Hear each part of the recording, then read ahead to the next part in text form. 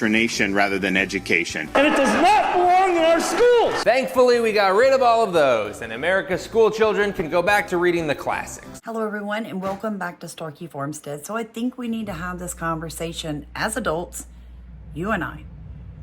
What happened to being able to debate a topic or having critical thinking skills? And I'm asking you guys this for two reasons.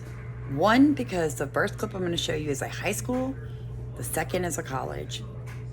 Our children are out of control because somewhere and somehow the belief that you can make decisions based on your feelings is how our kids are learning to deal with things that they don't like. I'm being really serious. You guys, seriously, this is insane. New York going on a rampage because one of their teachers went to a pro-Israel rally. This is a school in Queens. And the poor teacher here had to hide in a locked office for her own protection during this riot. I think we'll see a picture of her shortly. But this is just absolutely appalling antics from students who they just feel like they can get away with anything here. Look at how they're behaving.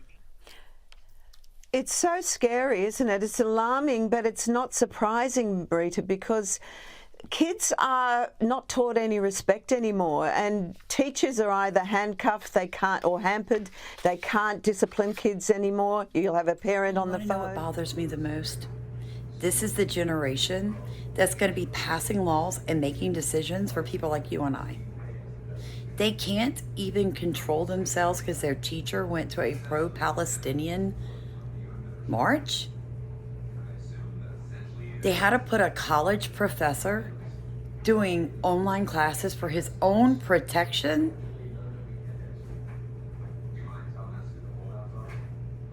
No, America is doomed. You guys, this is out of control. This is out of control. And at this point, it doesn't matter what side you're standing on. We as a world, as a country, need to come together and realize that we created those little monsters. So I'm curious, you guys, do you believe that? It's hard for me not to believe it.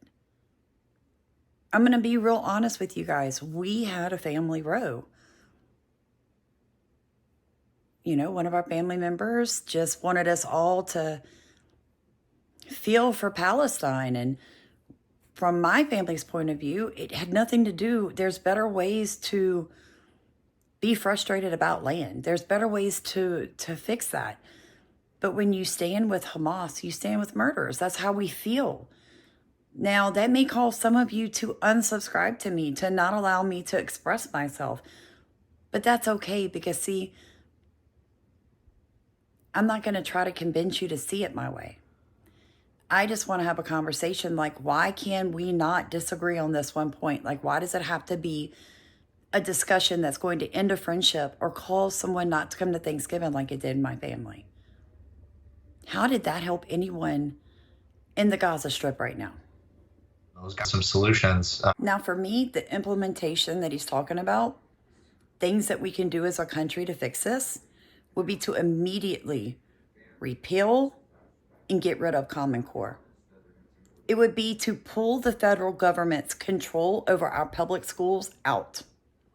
It would be for small areas to go back to grassroots. Basically, you guys, you're going to have to find ways to get your school, your public school in your area, off the federal government's tit.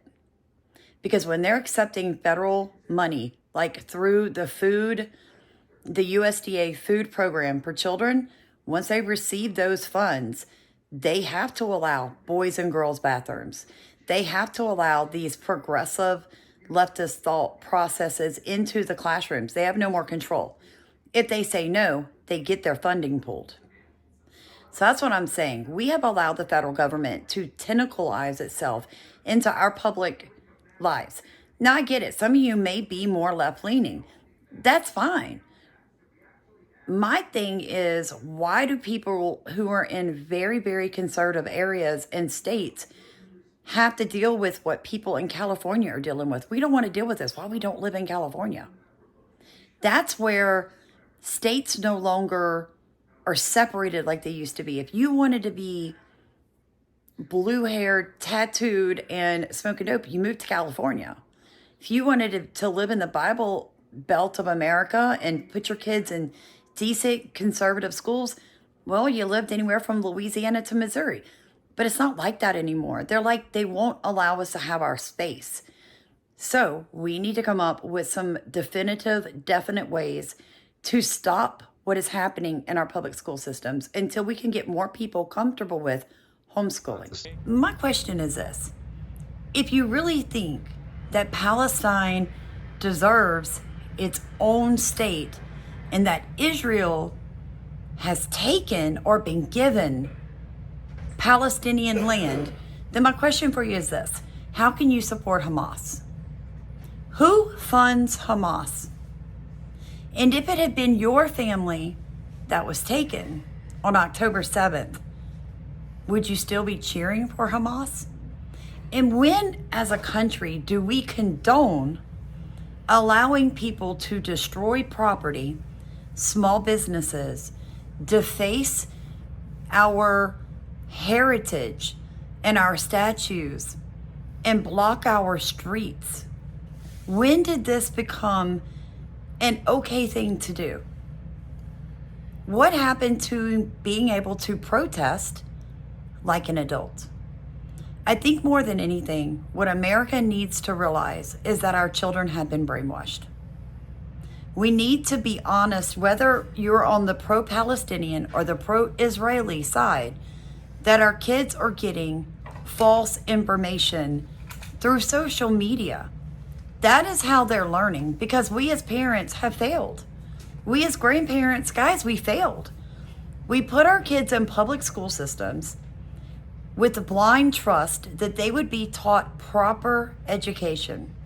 And what we have seen, especially since Obama, because I was an educator during that period of time, okay, in the public school system, went to college for 10 years. I have 4 state certifications to teach different areas. And I'm telling you, what I saw during that period of time was the ability for the teacher to no longer be able to teach. We were given a script with a specific set of objectives that we had to teach to. We were given the skill set they had to learn. We were given the test they had to take. And we were told, you must teach this in this order exactly like this across the entire United States. So if you came across something that was wrong, or that you felt as an American wasn't something you were comfortable teaching, your license was up to be taken if you did not follow the script. Now they call it Common Core, but I'm going to tell you, as a professional, as a parent, it has failed our children, but it didn't really start there. It goes further back. It goes so much further, you guys. Our children don't know anything. Most Americans don't even know the 3 branches of government. Most Americans do not realize that America is a constitutional republic. We are not a democracy. So that's just some things for you to think about. I want to have this conversation. When did it start and how do we fix it? It's one thing, and I think this is what probably irritates me the most, right? Is that we know that it's happening, but how do we stop it? How do we fix it? Because if you are unaware, this is exactly how Nazi Germany in one generation was able to murder millions of Jews.